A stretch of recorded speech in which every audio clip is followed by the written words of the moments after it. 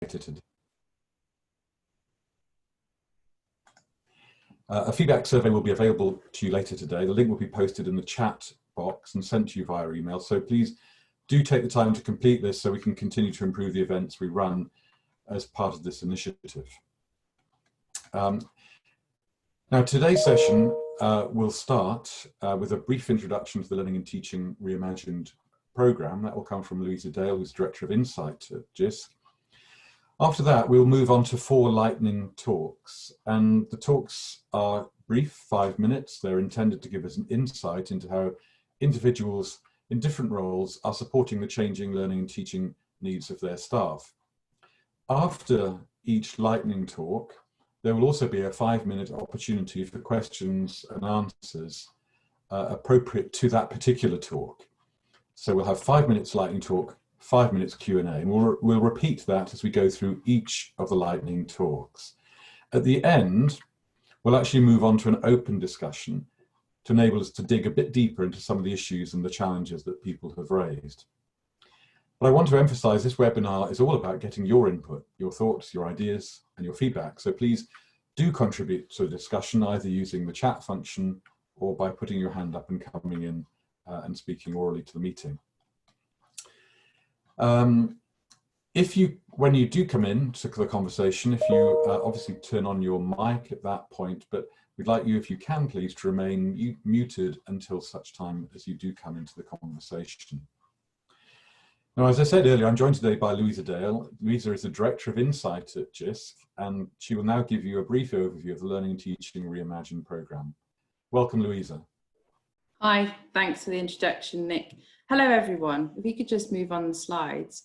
So Learning and Teaching Reimagined is an initiative with participants from over 16 sector organisations. We're working with you in this challenging period. We've got 3 horizons in our focus, and over the next few weeks, we're working to simplify routes of access to help. We're looking ahead shortly to the future to really be inspired by the possibilities of technology-enabled learning and teaching, but with purpose to inform strategic investments that will need to be made by universities over the coming period. And the next slide, please.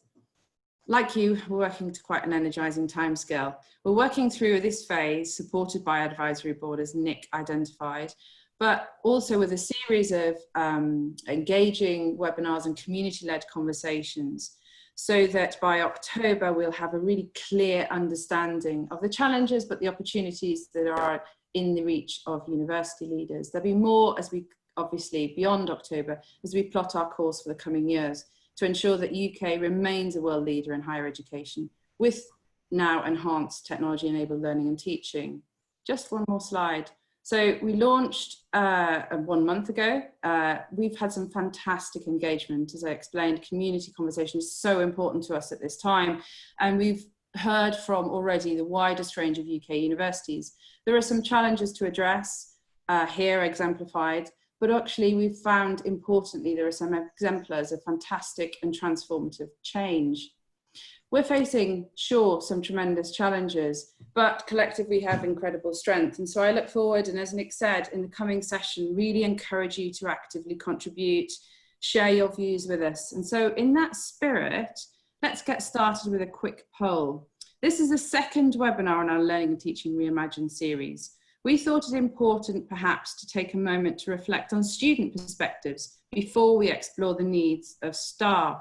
So can we have a look at the question here, please? And I hope you can all give your views.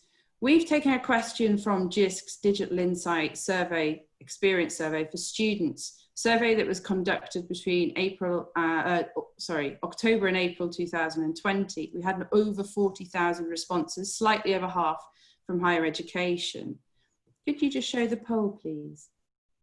We'd like to get your take on this question. So you'll see here which of these were most useful to you as a learner. And we'd like you to guess or to give a view about what you thought was most popular for students at this time. What did they most appreciate? Would you like to submit your views now? Let's see what the results are from that poll. Just take a moment with that. Hope you can see that poll. Partly to understand, are you finding it possible to keep in step with students? Could you share the results of the poll?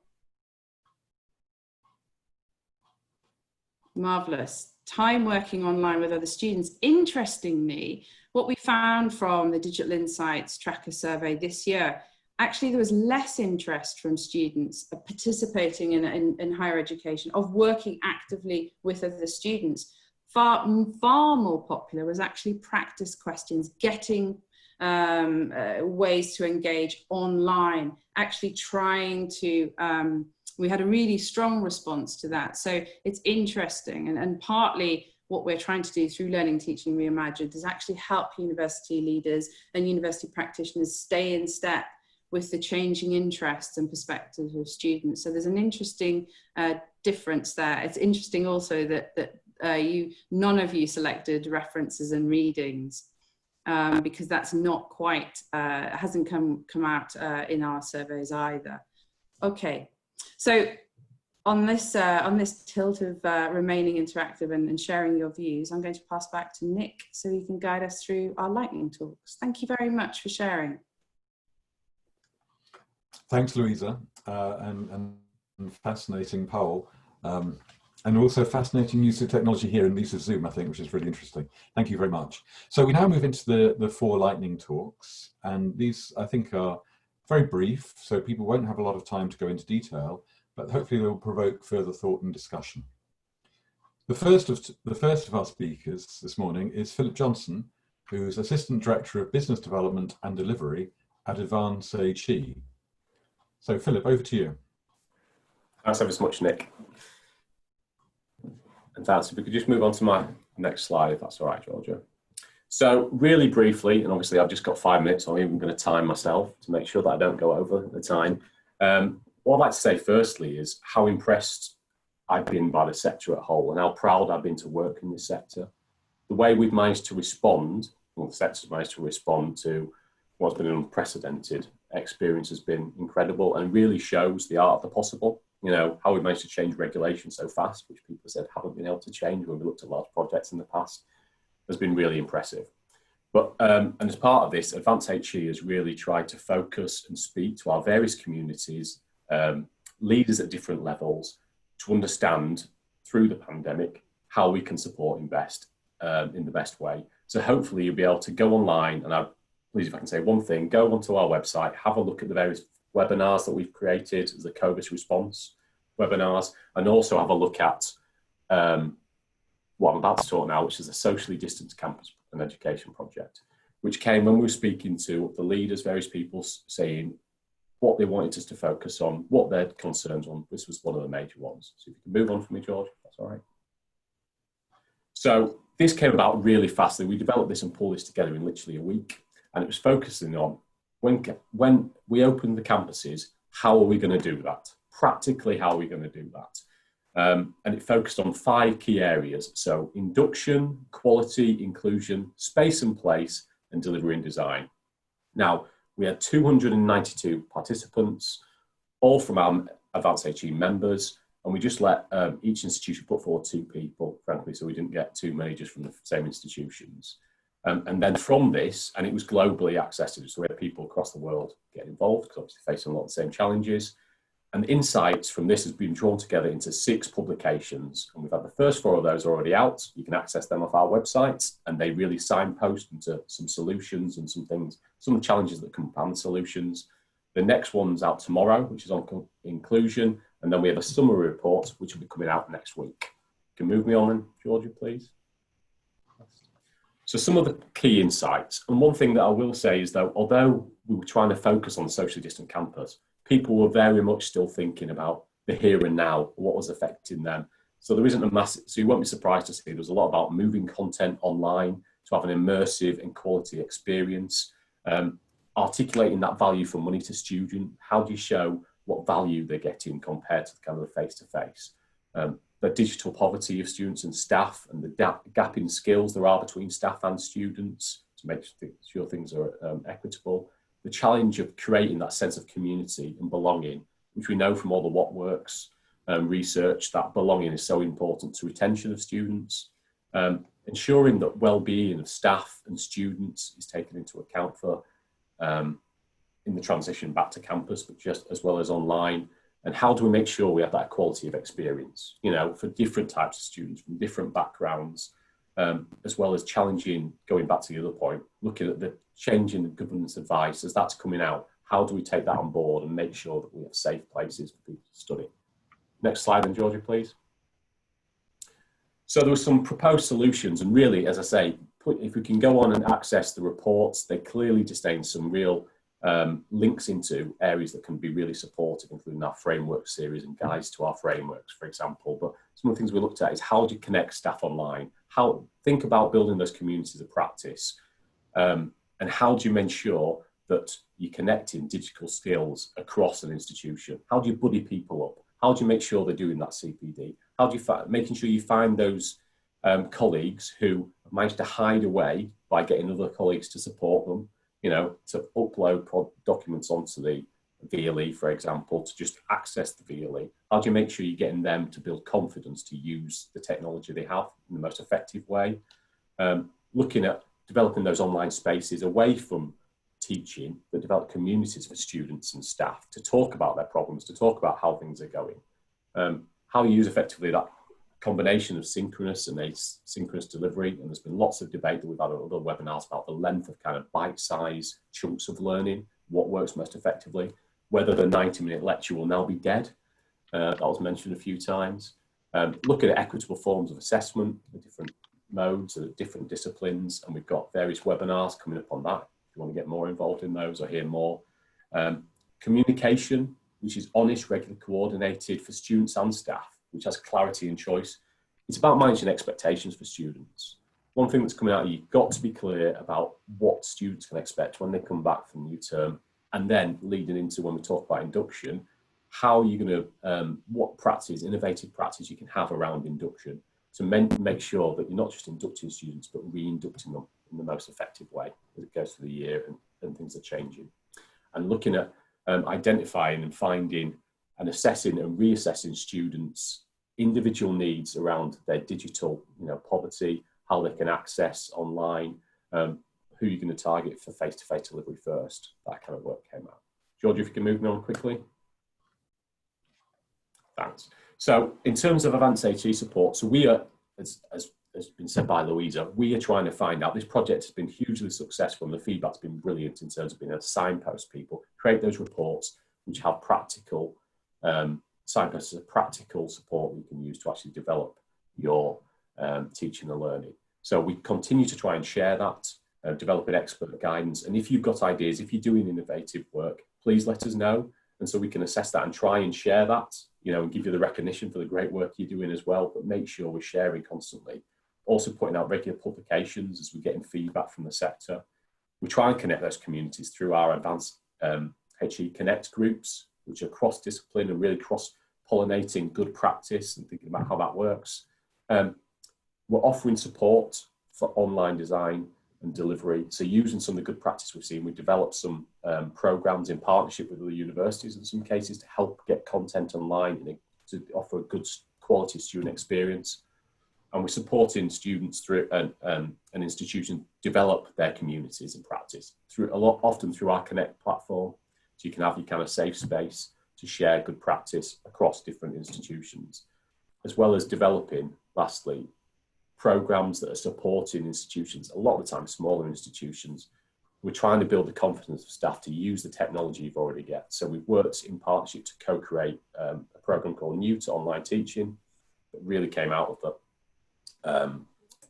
the program we ran that said one of the key needs is building this confidence of staff. So that's a program we've been running bespokely for some institutions and as an open program to support. So we've just gone to my last slide and I'm slightly over, sorry. Here's some useful links, and obviously, and if you want, I can pass out my email address if people want to get in touch later. But please go on the website, have a look at the webinars, the reports that are coming out, and do feedback. We are going to run 2 more of these through the year as we find out the key challenges. So 2 more kind of projects where we quickly can agile, find the challenge that the institution have faced, feed in, and push out kind of good practice. Okay, and that's me done. Thank you. Thank you very much. We have a few minutes for questions and or commentary, and there have been some interesting comments typed into the chat function. I'm just going to ask Louisa if there's anything particularly that's come up in the questions. Sure, there's an interesting comment from Jasper Schatz. Jasper, I don't know if you want to open your mic and give anything. You made a comment about the need to create the right conditions for staff to choose who to buddy up for their development, and something that sounds quite practical there. Would you like to make comment to that? We'd love to hear from you. If not, yes. Okay, great. And before I hand over, if you would like to raise a question, Philip gave some great insights there. Please just write question or Q at the start of your comment to the group. Thank you. Yes, I suppose I was just thinking about my own experience of Dean and teaching and learning, where creating the right kind of conditions for academic development in terms of mentoring relationships, in terms of establishing a reciprocal dialogue, in terms of involving the right people and structures, because otherwise what can go wrong is we intend to do all sorts of wonderful things with people, but they don't actually want to do it. So it's sort of starting with the sense of people's desire for development or ownership, personal ownership of academic development. I'm just setting up a student experience panel at the moment to consider the student experience of teaching learning changes we've been making. And one of the examples I've put, one of the mechanisms I put within that is for academic staff to think about the area in which they would like student feedback on their practice. Because if you don't introduce some kind of agreement like that, practical terms, it becomes quite difficult to unlock those opportunities, I find. Jasper, thank you very much. That's very helpful. I just wanted to raise another question as well that's come up in the chat. It's about the status of research and staff whose promotion might be entirely dependent on research and therefore perhaps not so committed to enlivening their teaching in the way we're talking about. From my own personal experience at my institution, we've moved away from that slightly. We've made sure that actually nobody can ignore the teaching side if they wish to seek promotion, or indeed to be aligned onto the academic scales. So there may be something structural there, but Philip, I don't know if you want to come back on any of those 2 points you've heard. Thanks, Nick, and Jasper, thanks for the question first. And I agree, having the process, a lot of this comes from the top on both points, really, and it's making sure, and obviously we push at Advance HE as much as possible to look at equity across teaching and research. And of course, it's very difficult to strike that balance, but institutions are getting far better at that. People are always going to think about the individual, but going back to Jasper's point, for a lot of me, we used to always take it back to the student. And when you get to, if you can get academics to reflect and think about the impact on students and how this is going to affect the student, and that's what you're doing. Whether you're wanting to focus on research, you will still do some teaching in this, where you should do, otherwise it's not really your involvement. So taking them back to the student, how important the student, how this affects the student, often really helps change that conversation slightly. So that's something we try to get people to focus on. Okay. Philip, thank you. Look, we've reached that point where we need to move on to the next lightning talk, so they're living up to their name. Lightning fast, thank you. The next talk is from Sarah Davis. Sarah's Director of the Bristol Institute for Learning and Teaching, obviously at the University of Bristol. Sarah, over to you. Hi, thanks very much. Yes, that's right.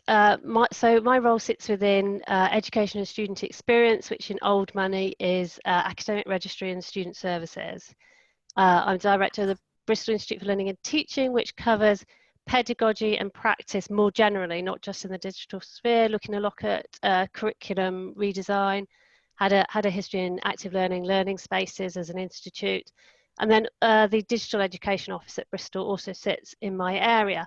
So as in good times, I normally describe my job as all the fun bits. The jury's out on whether I still feel like that after all these months of the online pivot. But so I was very squarely kind of in the frame for supporting staff through this enormous change in the way we do things. Next slide, please.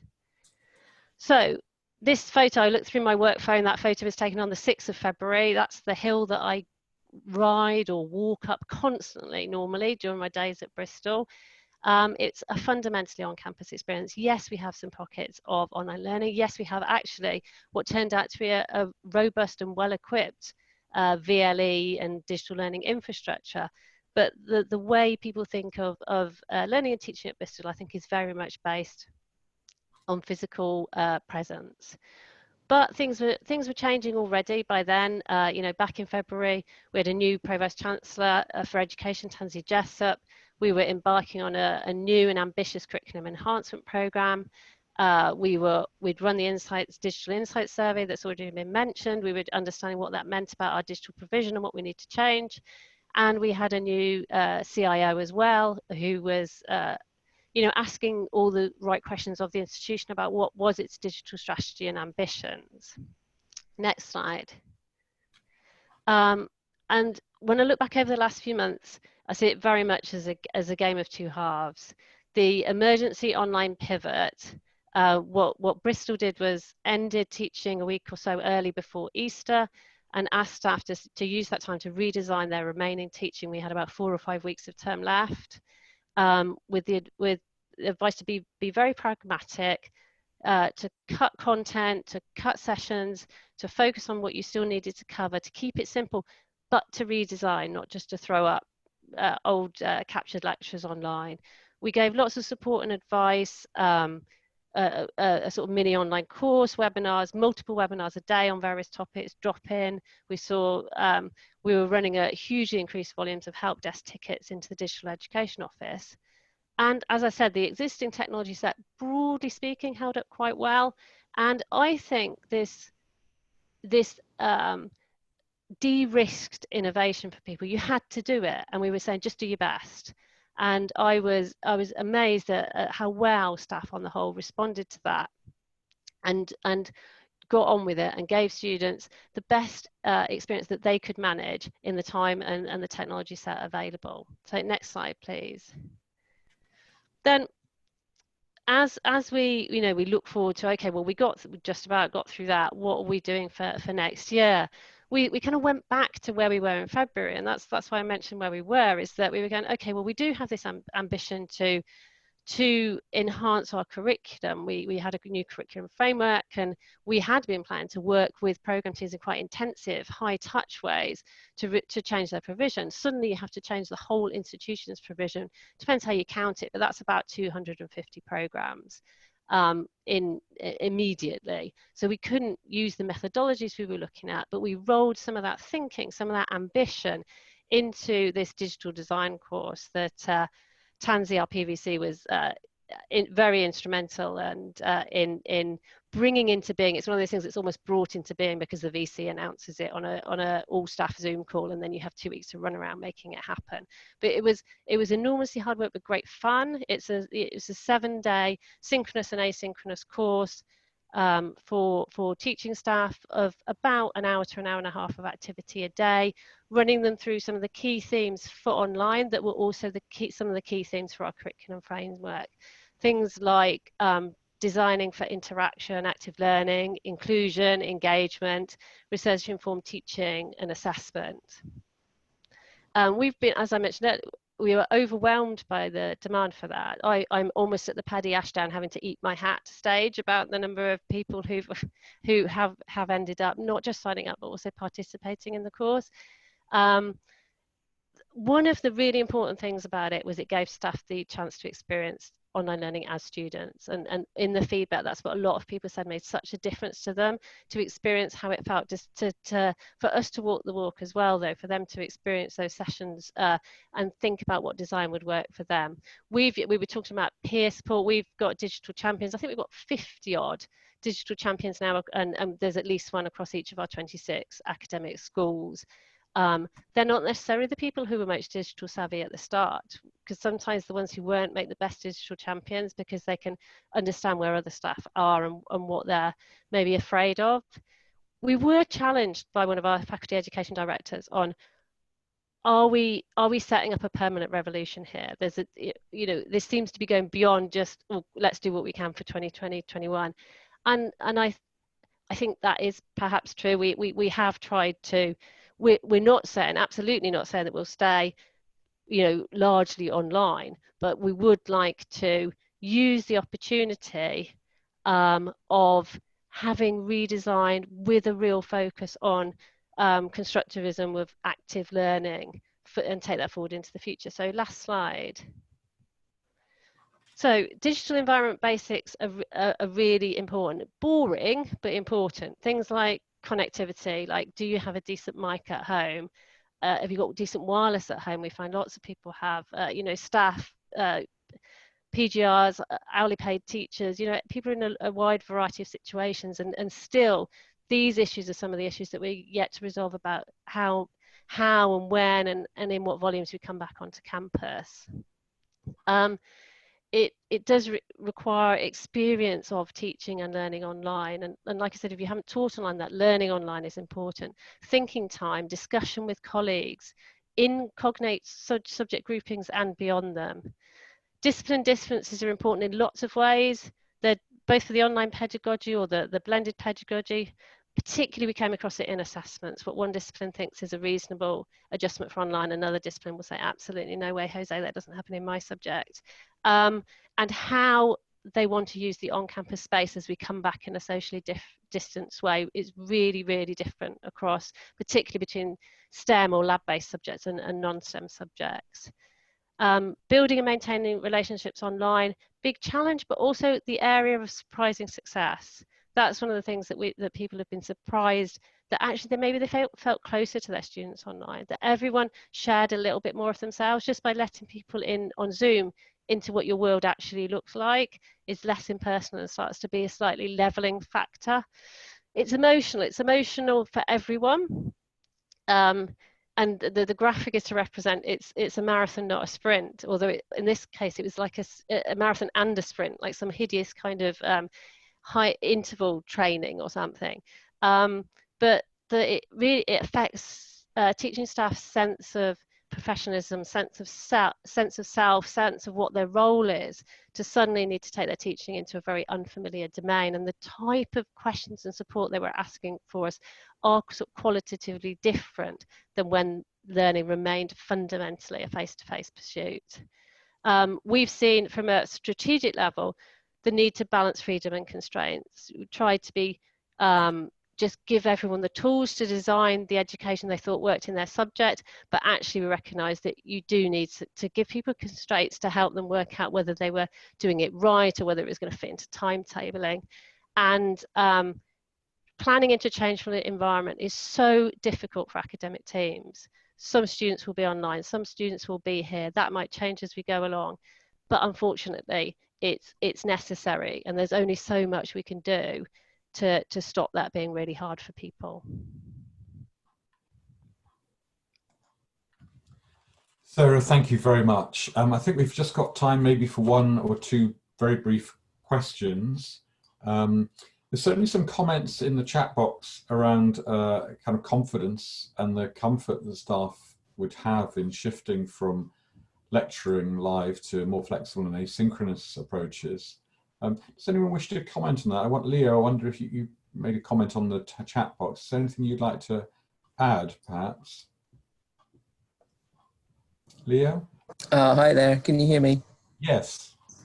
Yeah, no, I thought that was an interesting comment about the idea that we're staging a permanent revolution, and you know, it certainly feels like it's as much work as a revolution, but I think that what we're really trying to do is just to ensure a good experience in the autumn and perhaps beyond, for as long as it takes, which we still don't really know how long that's going to be, and that really means getting people to think about redesigning for a different mode rather than just kind of doing what they used to do, only streaming online.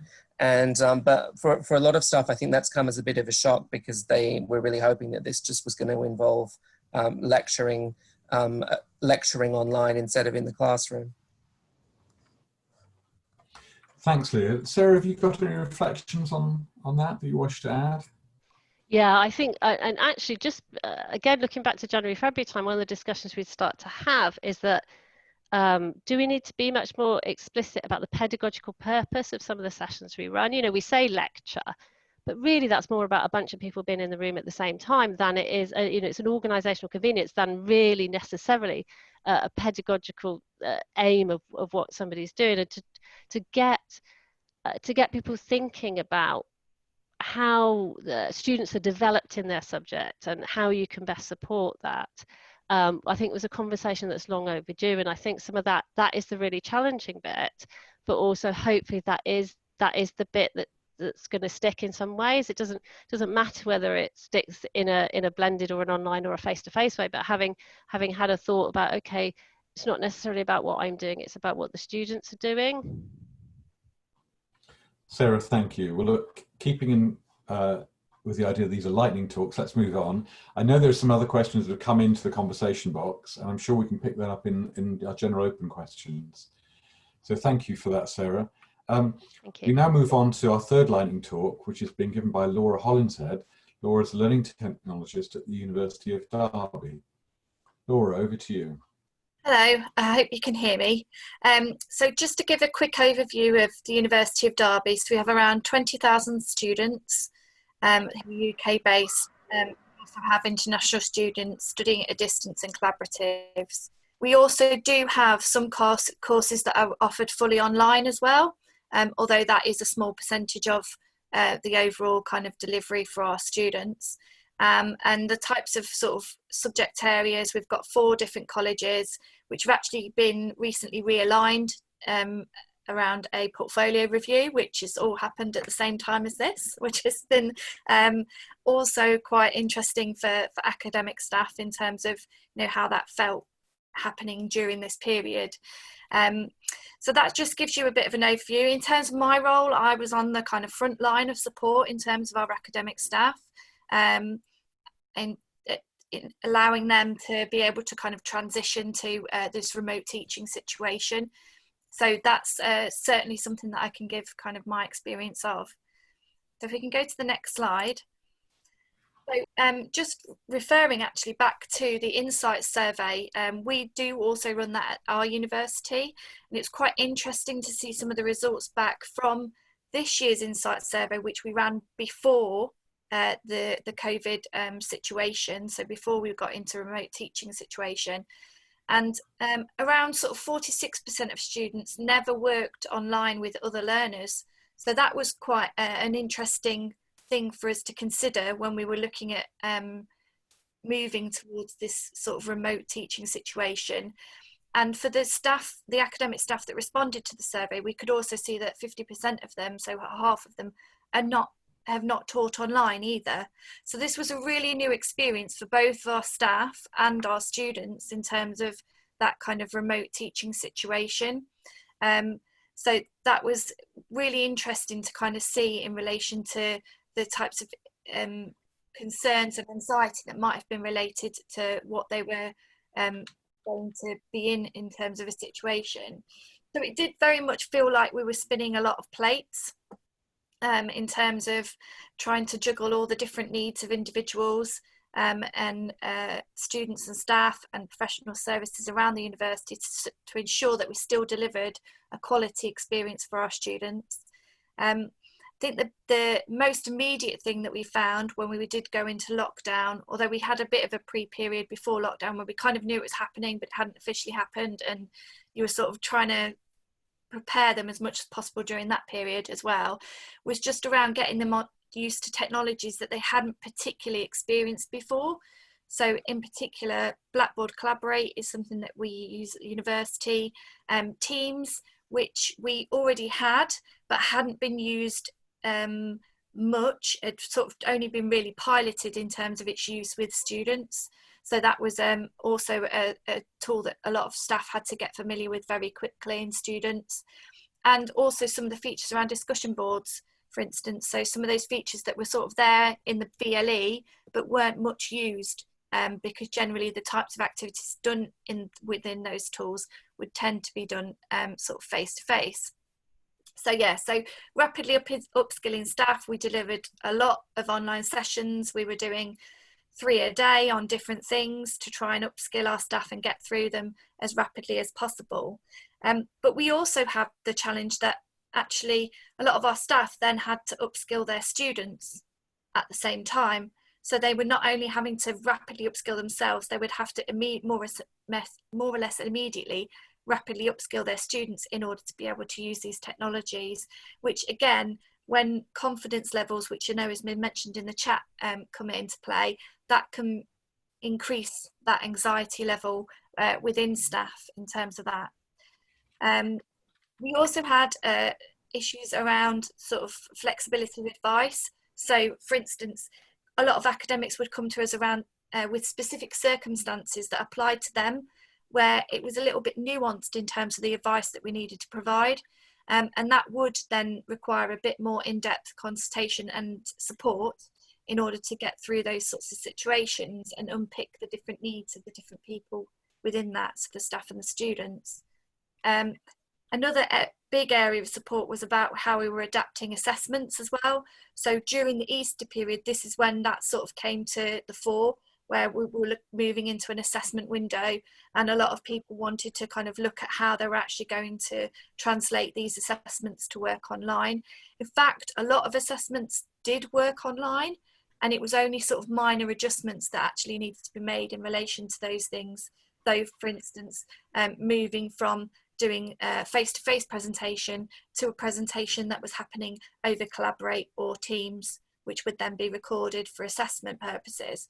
So again, some of it was just about small sort of adaptations that needed to be made.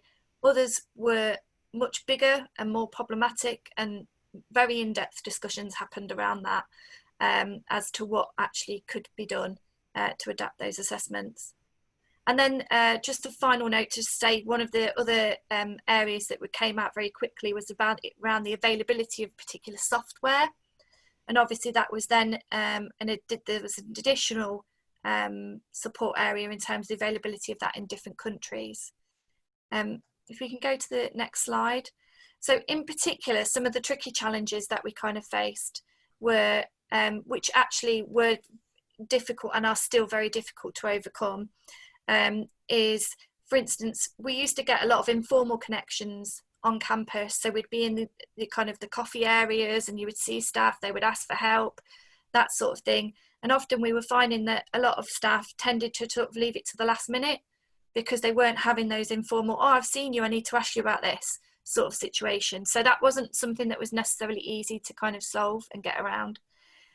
Wi-Fi instability and internet connections, obviously that's not something that is easy to get around. Again, low confidence, a lot of that was something that we saw a lot in academic staff and our students as well.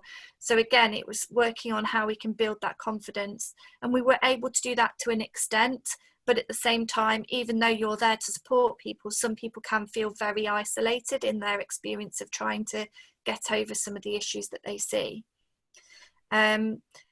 We can also see elements of trying to provide equal amounts of time for academic staff. So we saw that some of our staff required more time than others, and was that an equitable experience? By giving one staff member more time, are you taking that away from others in terms of who they need in terms of support? The integration to the systems as well, that was quite tricky. A lot of them were integrated, but we did see some sort of things like Teams as quite separate. So again, we were just outlining some of the specific purposes around the different systems and how they were going to be used. The other things is around sort of supporting disabled students.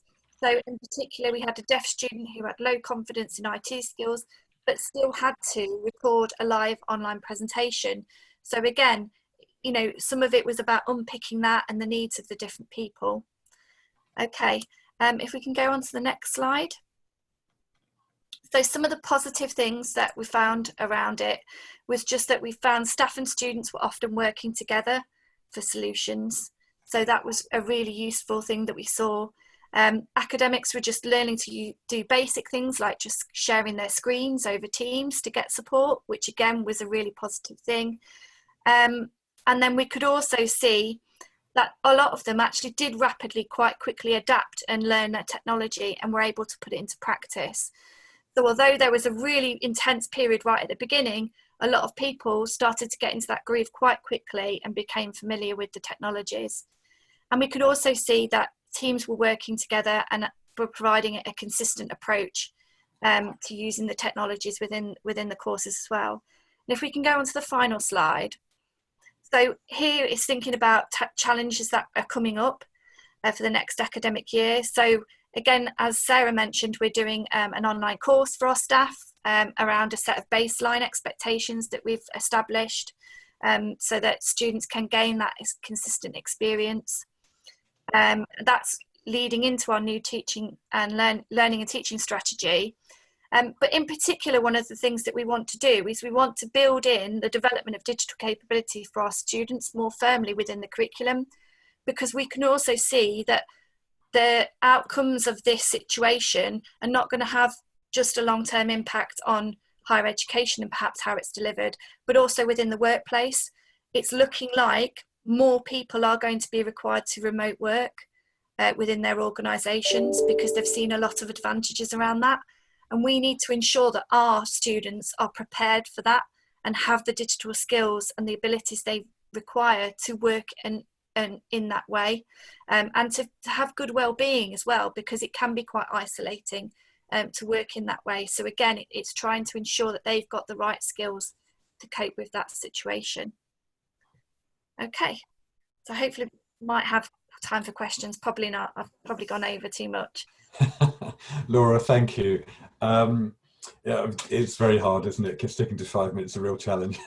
But yeah. Thank you, you've done very well. Well, we do have time just for maybe 1 or 2 brief questions or thoughts from conversations. Quite a lot going on in the chat function, actually. Just trying to think of something we could pick up.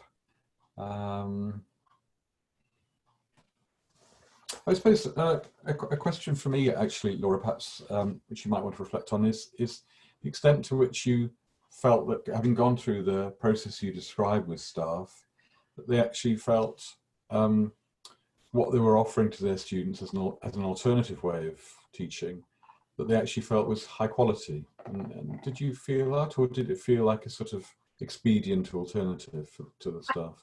I think the staff didn't feel like that initially, because it's that confidence level. These are the first instances of them delivering this sort of teaching. But I think once again, they gain more and more experience of doing that, then that kind of confidence grew about the fact that actually what they were doing was a really positive experience for their students. We've also heard a lot of anecdotal evidence that people then altered what they were doing to work online, and actually it provided a better experience for their students than if they'd carried on with the classroom version of that. So an experience that some students had was on a course where they would have been required to deliver a presentation in the classroom, but actually because they videoed those and then put them online, it meant that the feedback they received from their peers around those presentations was perhaps more in depth and thoughtful than if it had just been an initial reaction within the classroom, which is where they would have received their feedback. So the students, the peers, had more time to think about those things that they were presenting than if they had done in class, which meant that the feedback they received from their peers was more beneficial to them in terms of taking that forward. So yeah, we can certainly see that there are some advantages that we've seen to the adaptations that have been taken. Laura, thank you very much. Well, look, let's move on again in the interest of keeping to these lightning talks. So we're now on to our final lightning talk, and our speaker for the final one is Professor Clive Holton, who is Professor of Information Management and Director of the Learning Laboratory at the Cass Business School. Clive, over to you. Thanks, Nick. I'm particularly focusing not on this year and next year, but really on the period up to 2030, which I think, Nick, is part of your brief for reimagining. You specifically mentioned 2030. So I'm looking at longer term movements, and we're going to start with a poll. Georgia, if we can bring up the both the next slide and the poll. And in the poll, I'm going to ask you about whether you expect UK higher education has learnt profound lessons from the COVID crisis. So I'd emphasize here profound, and the answer is yes or no.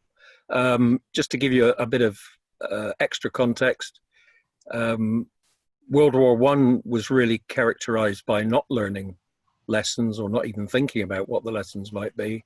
World War II, post-World War II, the complete opposite applied. So if you could, what we're after here is a yes or a no.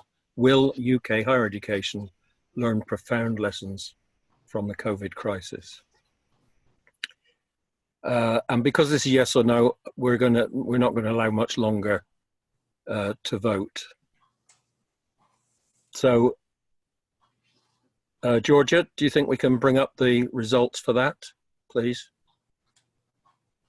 It's very interesting results there. I wouldn't necessarily have predicted that, but there's obviously we've got a good mood of optimism here. Georgia, if we can go on to the next slide. My own optimistic answer would be yes. And in terms of where Jisc and vice chancellors should be going, I would go back to World War II. I go back to the Beveridge report, which really mapped out the welfare state for the UK. But what was particularly interesting to me, the Beveridge report was published in 1942. Now, I come from Bath in Somerset, and that was the exact point when my hometown was being bombed very, very heavily. So right in the middle of a terrible blitz, somebody was thinking about the post-war future already. And I think this is a metaphor which could apply to us in higher education. Georgia, if we can move on. This 2020 crisis isn't the first one that we faced. We particularly had the 2000 dot-com crash, the 2007 financial crash, and it's very hard to discern that UK higher education, which was partly responsible some ways for those crashes, learnt very much from them. And when I look at our overall success, we've clearly not failed in everyday research and teaching. We're still high in league tables, but where we failed in each of those three crashes is that we haven't been promoting wisdom as a sector as opposed to knowledge and skills. Obviously, there's some wonderful exceptions to that. Georgia, if we can move on. And the text that was influential on me here was Ian McGilchrist. Not an accident, it was written in 2009. That was 2 years after the crash. And he looked at the underlying causes of why we failed to pay enough attention to wisdom. And one of the interesting things that reminded me of was that Aristotle, over 2,000 years ago, had argued that the key feature that leaders needed was practical wisdom or phronesis. Now, I would argue in a democracy, it's not just the elite that needs this, it's the whole population, the ability to weave together the rational and the intuitive. Okay, Georgia, we're going to have another poll now, and this is a poll with a right or wrong answer. And my title is Never Let a Good Crisis Go to Waste. And we've got 4 options here. Again, not going to allow very long for this, but who initiated this quote, never let a good crisis go to waste? Was it Churchill, Machiavelli, both of them, or neither of them?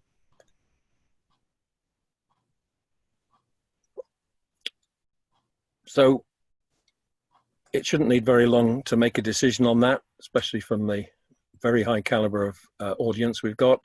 Georgia, let's have a look at the results now.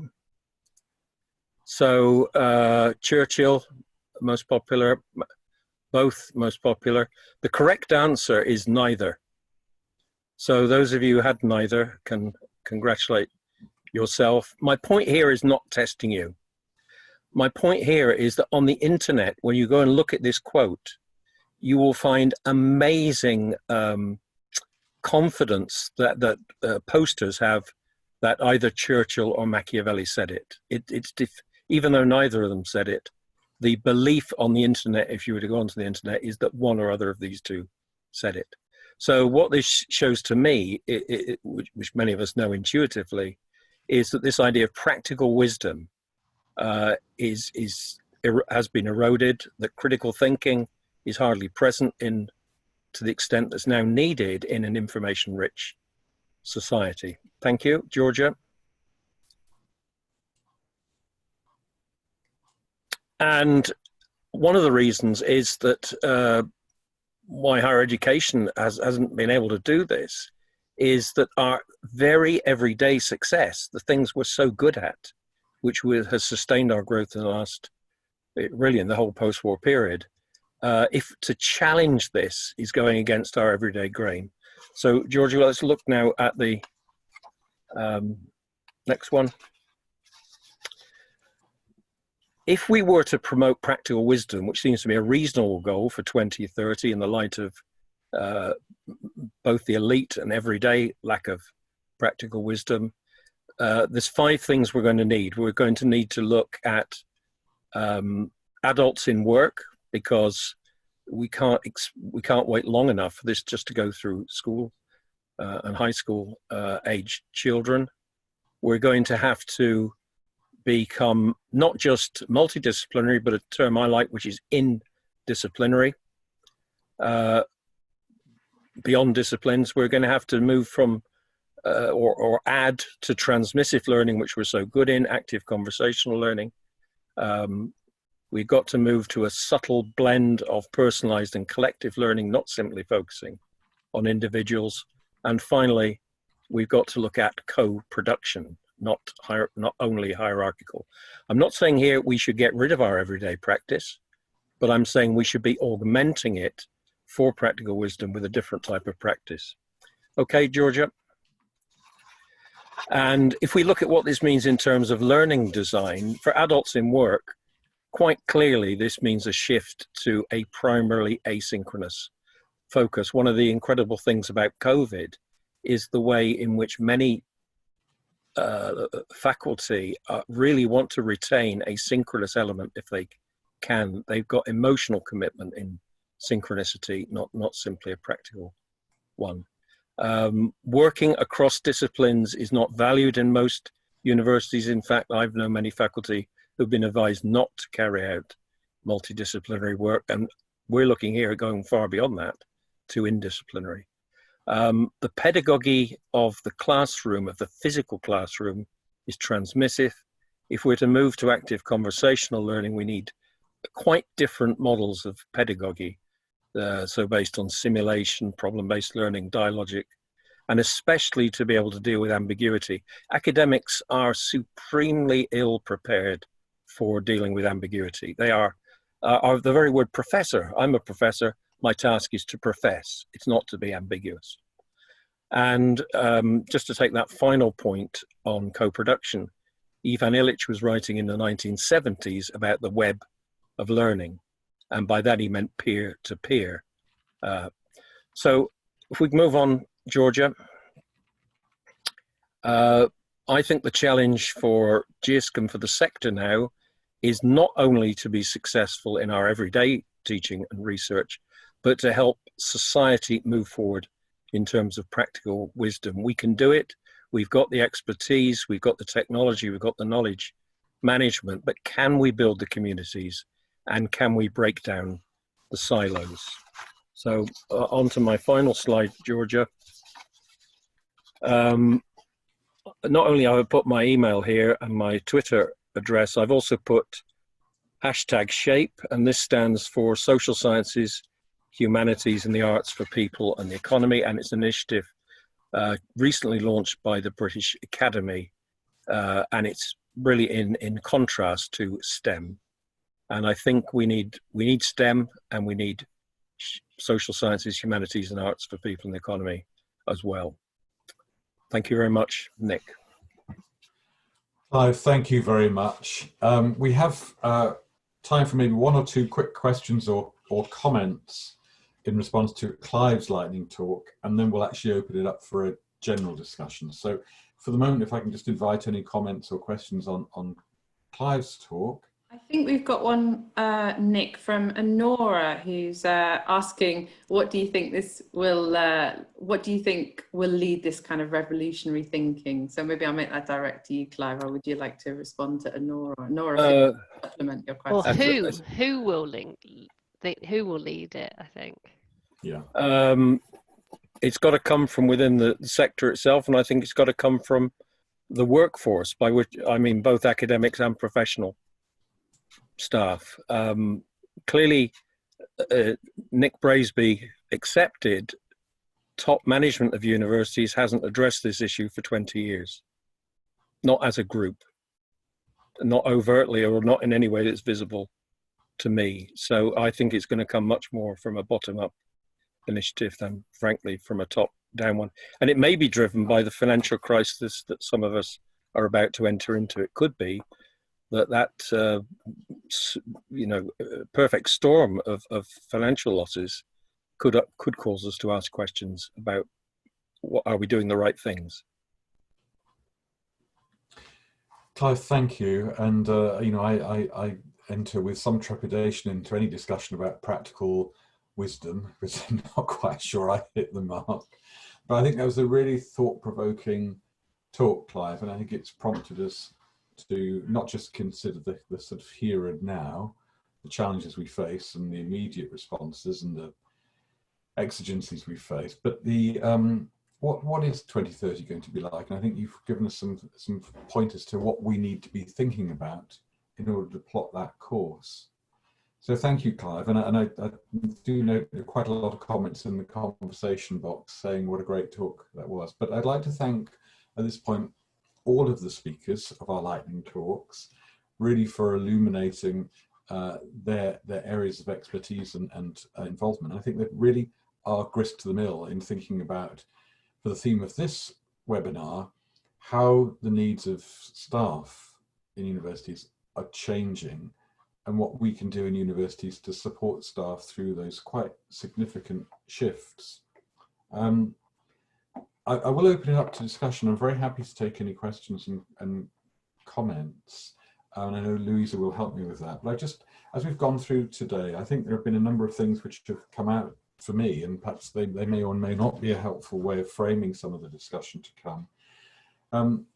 Clearly, there's something around what we can do to both reward and recognise the activity that staff engage in, and there's been a discussion about the balance between research and teaching and how that may or may not help us as we go through the next period. There's a discussion too about how we can build confidence in our staff and help them really understand and master not just the tools, but the pedagogy needed to provide online teaching at this time. A discussion in the chat, I think, about the role that a peer review of teaching mechanism could play. Could it be an opportunity to help us offer that kind of support to staff? An interesting observation too that came up in the chat, and I think it was largely in relation to Sarah's talk, where Sarah described, I think, a really quite interesting moment of change in the senior leadership of learning and teaching at the organisation at Bristol, and whether that was one of the conditions of possibility for the kind of work that Sarah was talking about. But that idea that the engagement of senior teams is perhaps critical, or is it? That's the question, to what we're trying to deliver in learning and teaching. We've talked about the confidence of staff.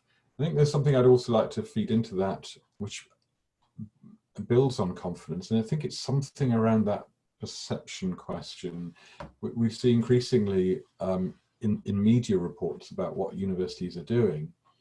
It seems to be a given that the move to online is a short-changing. It's not the same. It's a deficient provision compared to face-to-face, and that, I think, seems to be the dominant narrative in media discourse at present, which I think is incredibly unhelpful for those of us who are engaged in really trying to show that online can in lots of ways be an improvement and an enhancement of quality. But there's a challenge there around perception. I think probably two, not just external to an organisation, but internal to it as well. And lastly, I think there was some discussion in the chat around investment and people reflecting on the incredible amount of investment that universities have made over many years into their physical estate, you know, for reasons that we all understand. But recognizing that had we made the same level of investment into the virtual estate, perhaps those perceptions of quality, the confidence of our staff might have shifted already. I would just like to add into that, though, I think the comment that Clive left us with is that we're entering a period of great financial uncertainty where some institutions are sadly challenged with an existential threat. And so it's not an easy time to make the case for investment. So anyway, there are lots of complex things that certainly I don't have the practical wisdom to answer those. But now's the time for us to move into the general discussion and general questions. Louisa, have we got some questions that we can move to? Yeah, so we've certainly got commentary running through this. I wondered if you wanted to pull back to the notion about changing the perceptions of learning and teaching. And Vicky, you I know have got quite a number of, Vicky Dale have got quite a number of comments to make there around what we've been doing today isn't actually, you know, it's a response to a particular period with COVID-19, but how might we harness the experience to date and make good for the future, or what do we need to do to kind of change expectations and understanding about the experience? Vicky, would you like to comment? Sure. So yesterday we had a meeting at our university. It was facilitated by senior managers, and we're looking at shifting the structures for how we support staff going forward. I think there's a recognition that we've been tackling this from various different angles, and there's probably a more effective, more agile way forward in terms of combining our collective expertise across the university. So that's something to think about. So I think it's important that we're not just focusing on upskilling digital literacies and digital pedagogy for our academic staff, but that as support staff, we reflect on our position too, and we think about how we can scaffold academics' development in the best way possible. Thank you very much, Vicky. I think that perception question is a really interesting one, isn't it? We see, you know, the NUS campaigning for fee reductions. I think most institutions are valiantly resisting that on the grounds that the quality is as high as you'd expect. But that is deeply challenged by a perception which perhaps some of us share or not, but it is widespread, that the quality isn't really what we'd expect it to be. Louisa, there are other questions you want to come in, and I know you were talking about doing a poll at this point as well. Is it worth perhaps trying to stimulate? Yeah, should you have a look at the poll? That sounds great.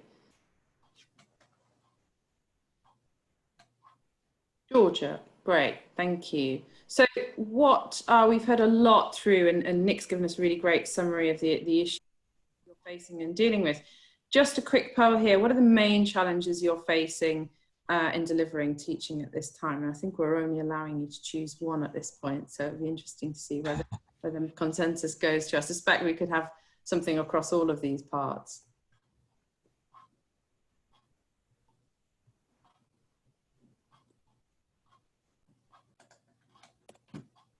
And we'll take immediate response on that poll.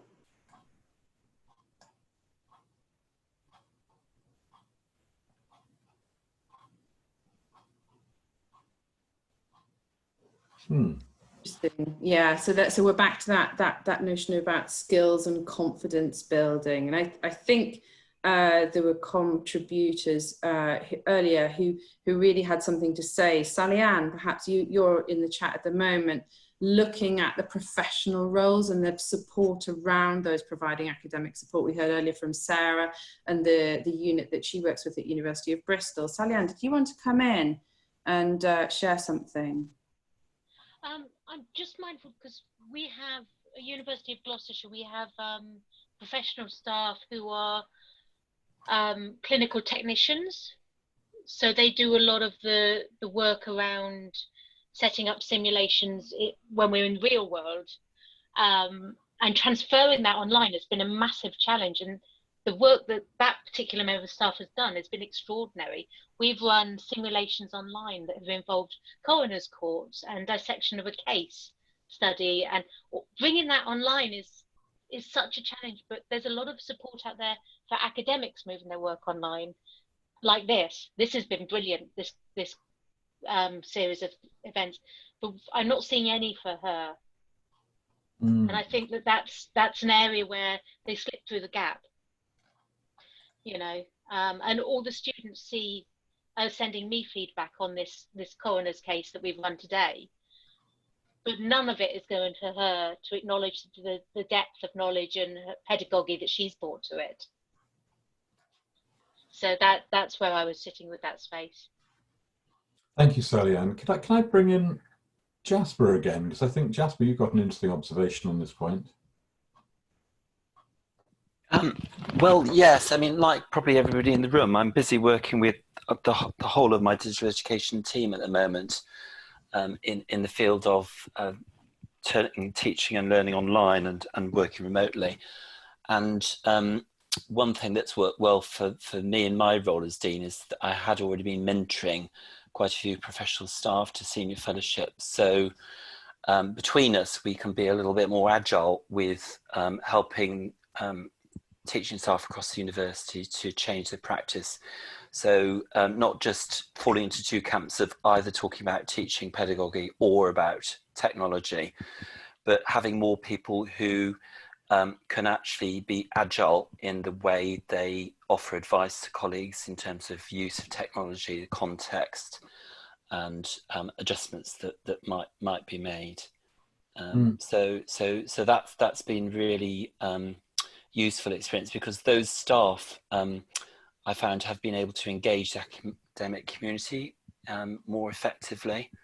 I'm not trying to minimise the role of professional staff by saying that at all, but just the perception might be that only academic staff can support other academic staff, but in this particular context, clearly we will be needing to draw upon lots of other resources. Other staff I've worked with in the libraries as well around information literacy. So many people academic staff might tend to underestimate the importance of digital and data literacy along the themes of what we've been just talking about. So librarians tend to be much better than academic staff putting together reading lists for fairly obvious reasons, but knowing more about how learners might engage with those online resources. And then I've done quite a bit of work with some of the companies like TELUS Elevate, looking at ways to make learning more visible online, so we can see how students are interacting with the learning objects rather than just guessing at it. So there's sort of different pathways in that, but generally raising the capacity and the capability for agile practice in a university setting for teaching and learning in the kind of configuration that we currently have. Sorry, it was a bit long. No, Jasper, thank you. That's really interesting. And I just wanted a quick follow-up, if I can ask your thoughts on this one. Do you see that need for agility as in some way potentially blurring the division between academic and professional roles? And is that something, if it's true, is that something we should be mindful of as we try to help our academic staff through this situation? Well, I'm not sure that I would phrase it quite as blurring the roles. I mean, Cecilia Whitchurch has written and researched quite extensively in terms of working in the third space. But what I notice in my own institution, I bet it's probably similar elsewhere, is that we are actually recruiting more staff in the third space, staff that bring both academic and professional expertise. So personally, I can be quite clear about what I draw from professional contexts in local authority strategic management and what I developed in academic realm. So I wouldn't say I've necessarily blurred that. It's just for agile practice, you get to be more flexible at putting them across. to use them where they need, and also look to create those more boundary spanning partnerships, if I can call it that, rather than saying, oh, well, I need to do this with academic staff and now I need to do this with professional staff. Because I think the mindsets, our traditional mindsets, might force us down the wrong pathways for what we might most usefully do at this stage. It's sort of a sense of stepping back.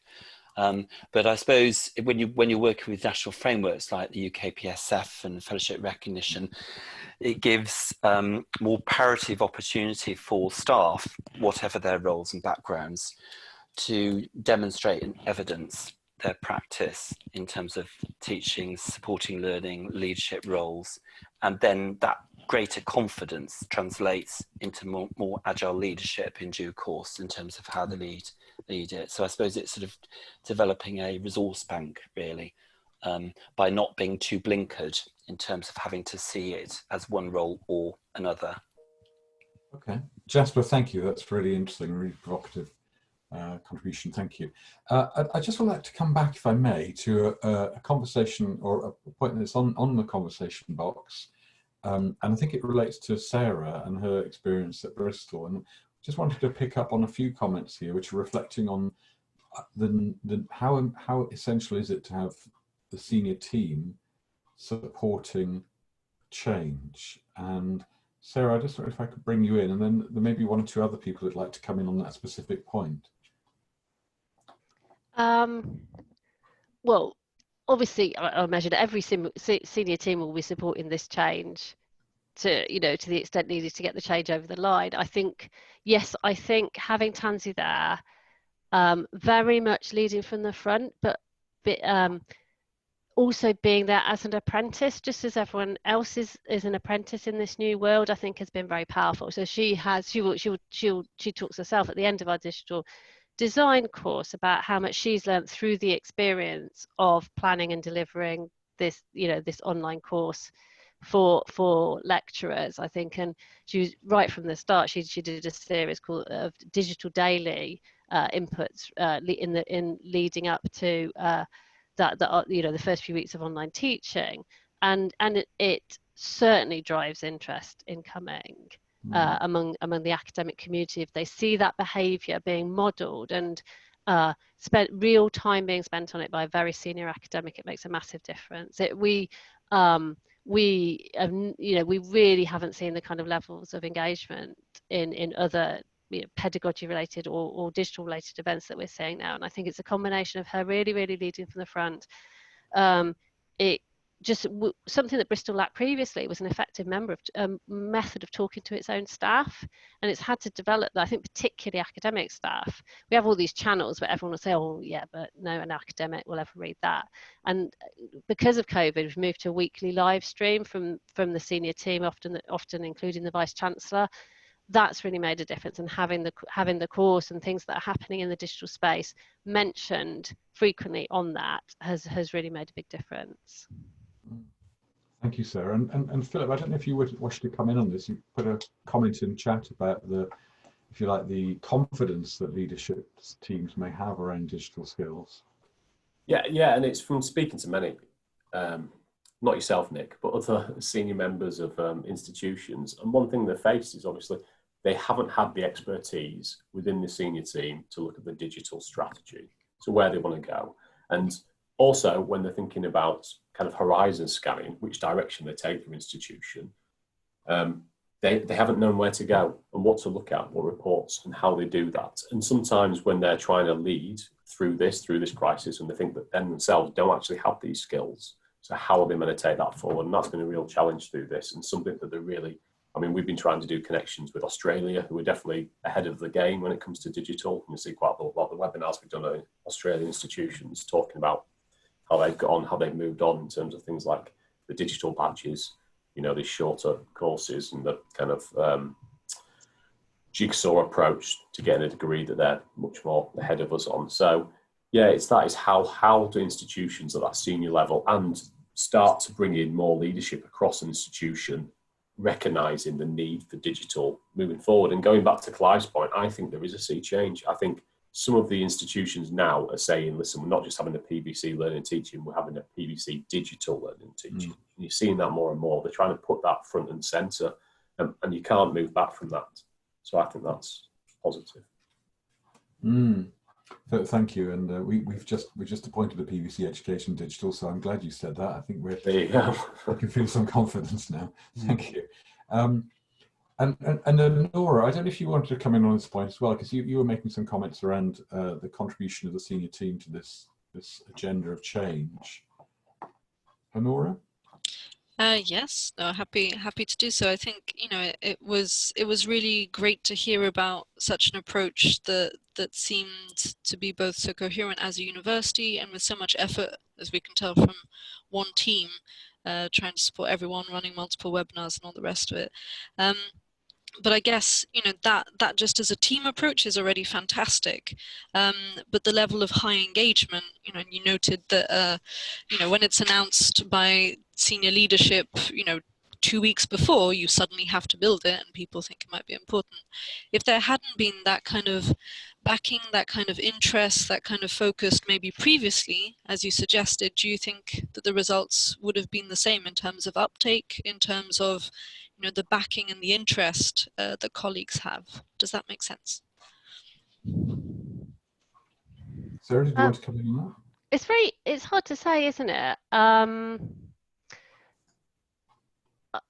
Yeah, I don't think there wouldn't have been as much. It definitely that senior leadership does make a big difference. However, even without that, well, it depends how the university positions itself, doesn't it? If you don't take an institutional position on the design of learning or teaching, I guess, the design of teaching for next term, then there kind of isn't anything necessarily structural to drive engagement. I think if you do take a position on it and then don't put the supportive stuff in place and encourage people to engage, then you're in a problem of people feeling completely unsupported. I think if you leave it to more organic change, then other routes of engagement probably apply. So, for example, our digital education office are you know, fairly well known across the institution.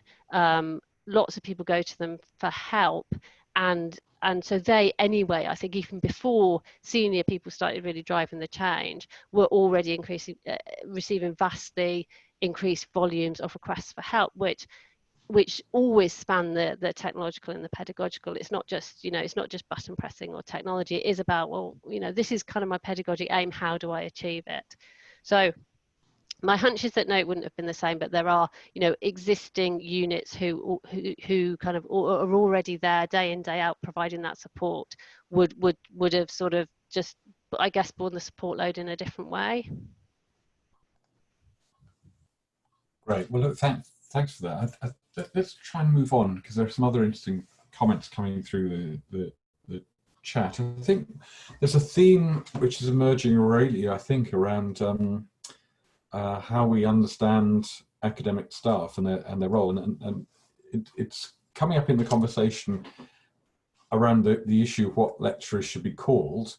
But I sense there's a deeper question about what lecturing actually is. And many people in the boxes have sort of said, well, why are we talking about lecturing? You know, why talk about a lecture? You know, there may be some financial drivers about broadcast ways of teaching, but, you know, lecturing, you know, surely we've moved on. So I just wonder if we can open up a discussion about, is the current situation and the way we're responding to it actually calling into question the kinds of staff we employ on the academic side, the pedagogic skills they bring, and the way we understand what they bring to the organization. So I think, Sarah, you said you've had a dilemma about using the word lecture, but I know others have come in and talked about, you know, should we be talking about, you know, associate professors, should we be talking about something else? Sarah, did you want to add anything? I don't know if I... Well, yeah, do you know what I'm saying? We had a dilemma. I think we avoided it where we could, and we talk about kind of larger and smaller sessions. And then I did actually, we had again, it's the discipline. Well, I think it's largely related to some discipline differences, I think there is a stronger tradition in STEM subjects of there being almost a mountain to climb of just hard stuff you need to learn before, you can't jump straight in and give an opinion on blah blah blah something about DNA. You do need to build that kind of biochemical understanding first, and so we did need to go back into the guidance and work some stuff back in that was more towards the pedagogical purposes that those lectures had and how you would best deliver that in a kind of synchronous and asynchronous online context. We do have some roles that are associate professor at Bristol, but it means something specific. It's not just a gloss for lecturer. It's a more senior role. And I wonder if I can bring in, thanks Sarah, I wonder if I can bring in Mike, who's made a number of comments, but I think Mike, you had a comment about lecturer roles and how we should think about them. Yeah, I think I'd made a point in the chat, but I'll reiterate it because I know it's difficult to read the chat as you're listening. In research, when you publish something, it's yours forever. There are citation measures which show what other people think of it. If you produce teaching materials, whether they're simulations or online or virtual reality or whatever, they're owned by the university. There isn't a citation measure. And in a university, quite often now there is an issue. If you've got learning technologies working with academic staff, then it's actually, a combination of skills. It's a bit like, if you look at the credits for a game now, they're more than a film. And there isn't, and this goes back to my point about promotion. There are objective measures which people use for promotion based on research, which is funding publications. There aren't for, for teaching. You've got student evaluations, but again, that's quite often how entertaining you are, not how well someone learns. So I think somebody has to come up with some measure of this. If I spend 5 years developing a course and have developed enormous amount of effort, and then somebody moves me off that and somebody takes it on, I've lost, I've got no reward for that in the future. So Mike, I think that's almost talking about how I'm going to say use the wrong language here, but it's what I'm grasping for, how we can kind of further professionalize the role of the academic in teaching, because it seems, as you say, it's conceptualized as a kind of almost transient activity. It's not a permanent record of achievement that you can take with you. That's a really interesting point. I mean, it reminds me so slightly of the discussions that we had as a sector when TEF came in, and people were madly scrabbling around for objective measures of teaching excellence, only really to end up settling on the usual proxies of employment and satisfaction and continuation, recognizing that they are proxies. I wonder if it's, in essence, the same sort of problem you're identifying there. I mean, I think it is. I mean, I also mentioned earlier this issue about learning, assessment, enjoyment and engagement. And I mentioned again in the chat, you do anonymous surveys. All our student surveys are anonymous. So there's no way we can do any research on looking at whether if students enjoyed something because of the methods, they actually learnt anything. And for a lot of students, it's a terrible thing to say, but a lot of them want the least effort, the least challenge to get the best marks. Well, I suspect this could run this debate, Mike. Thank you. That's really thought-provoking. I just want to bring in another thought, which is I think in the chat boxes, and it relates a little bit to Clive's provocation around, are we looking at sort of deep enough change? Is the transformation going to be much bigger than we think? And that's a conversation that's been going on in the chat about the amount of money that universities put into physical spaces and how much they put into virtual and digital technologies. I'm just wondering if anyone wants to come in on that point specifically. Perhaps are you thinking or identifying in your senior team or your university that actually the bounds has been wrong? And are you anticipating your university making a significant switch? Can I just quickly, it's Mike, can I just quickly make one Yes. comment on that? Our university managed to get a bond of 300 million at 2% some years ago, and the Vice-Chancellor made a big thing about it. And that clearly then resulted in cutting jobs, enormous number of jobs to pay for it. And the argument has always been, you can get money for capital, but you can't get money for recurrent funding of teachers. And therefore, you know, you get the argument about pensions and salaries, but it's easy to get buildings. And the argument by the university was they'd done studies, and student recruitment studies had said that the estate looked tired, and it was something in comparative universities that students were going there because they said it looked better. And so that's one of the problems, I think. Well, indeed, it is, and I know there's data which suggests that applicants, of course, are quite significantly impressed by the estate at the time of application. I think they tend to be more impressed by the quality of teaching by the time they leave. So there is something that's a reversal that we need to somehow engineer there, I think. I'm aware that we're almost at time, and one or two people have had to drop off the conversation because they obviously have other meetings to go to. So perhaps I can try to bring the meeting to a close. I think we've got a final slide to show you, which will just display some information about how you can stay informed and stay connected with the program. The Learning and Teaching Reimagined program, where there will be further webinars, and we'd be delighted to welcome you at those to continue the discussion.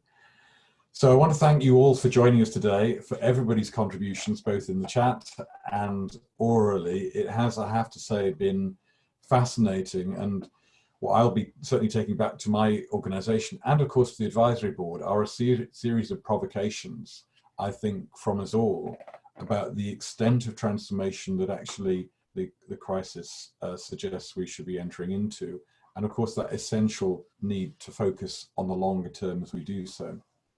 So in thanking everyone, I also want to thank our speakers today for their lightning talks. I want to apologise to each and every one of them for sending them a little chat saying to wrap up in time short, but we're trying to hold you to the idea of a lightning presentation. Thank you so much, you did very, very well, and we really enjoyed the talks. As a final reminder, we're holding the third webinar in the series on the 15th of July, which focuses on best emerging practice, and the link to register will be in the chat box, and we'll also include it in the post-event email. Please do complete the post-event survey. We want to get your feedback. The link will also be in the chat box and in the post-event email. And we'll keep you up to date with a special tailored edition of the e-newsletter headlines. If you're already signed up, you don't need to do anything. If you're not signed up but want to keep up to date, let us know in the chat. And if you've a story to share around personalising the student experience, you can submit this using the link on the slide. So once again, thank you everyone for joining us today. I hope you enjoyed the session. I hope to see you at future sessions to come. Thank you very much.